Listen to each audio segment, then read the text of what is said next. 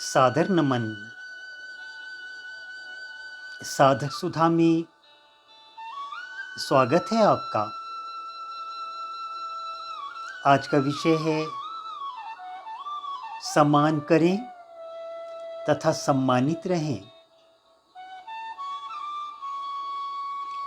हमने जय हिंद कहा, जय हिंद की प्रतिध्वनि गुंजित हुई।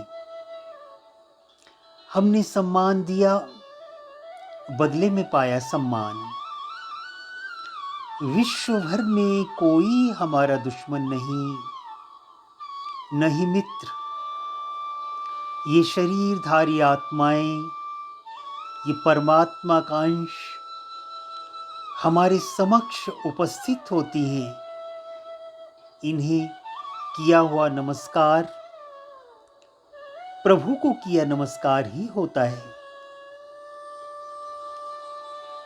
जो पल भर में लाता है ढेरों आशीर्वाद। इस दुनिया में कोई छोटा नहीं,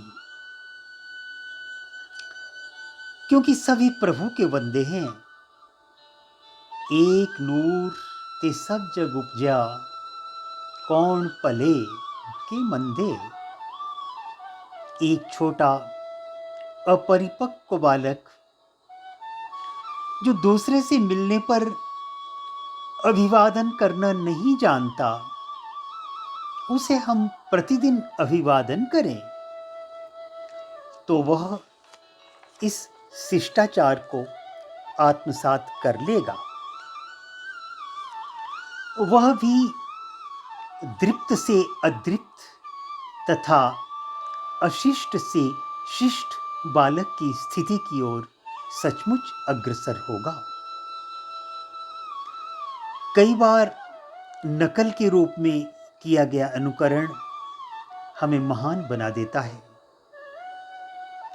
आइए अनुकरण भानु की कहानी सुने।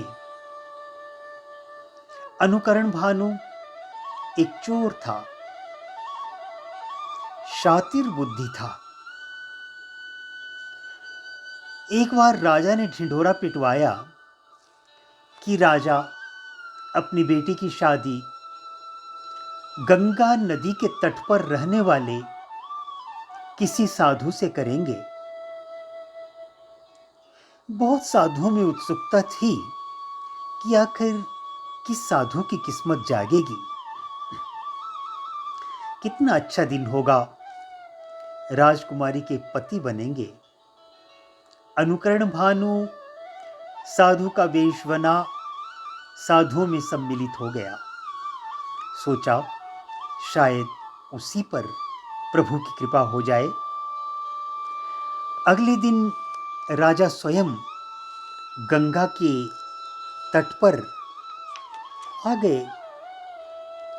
6 साधुओं से पूछा, उन्होंने न ही कहा। जब राजा अनुकरण भानु के पास पहुंचे तो उसने सोचा तुरंत हाँ नहीं करूंगा।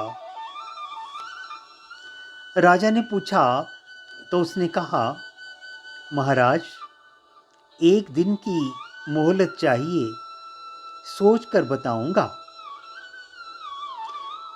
पूरी रात जागता रहा। उसके मस्तिष्क में अनेक प्रश्न उठ रहे थे। आखिर प्रातः 4 बजे उसने ठान लिया कि वह इस प्रस्ताव को तुरंत ठुकराएगा तथा इस सम्मानजनक साधु वर्दी को कभी अलविदा नहीं कहेगा। एक दिन ही उसने साधु की ड्रेस पहनी तो उसके देश का राजा स्वयं उससे मिलने आया। यदि अधिक समय तक पहनकर वह कुछ अच्छा करेगा तो भविष्य न जाने उसे क्या क्या इनाम दे दे। बस अनुकरण धर्मा अनुकरण भानु बन गया। अनुकरण गिरी। राजा पुनः आए तो कहा, क्षमा करे राजन, साधु साधु ही रहेगा। वाह वाह रे अनुकरण, वाह री भगवा वर्दी, तुझे यदि डाकू ने भी पहना तो वह बन गया साधु। इतिहास गवाह है, कितने रत्नाकर बने होंगे ऋषि वाल्मीकि। धन्य है यह धर्मधरा। जब ये बातें सुनते हैं तो बहुत सारे सद्वाक्य मन में हिलोरे लेने लगते हैं। आज उन सद्विचारों में एक विचार हमारे मन में भी हिलोरे लेता हुआ देखा जा सकता है। किसी ने कहा है, कोई काम छोटा नहीं होता, छोटा सिर्फ दृष्टिकोण होता है, हमारा नजरिया होता है। काम सभी महान है। बहुत सुंदर कहा है किसी ने, देवता मूर्ति में नहीं रहते, देवता तो भावना में रहते हैं। भावे ही विद्यते देवः।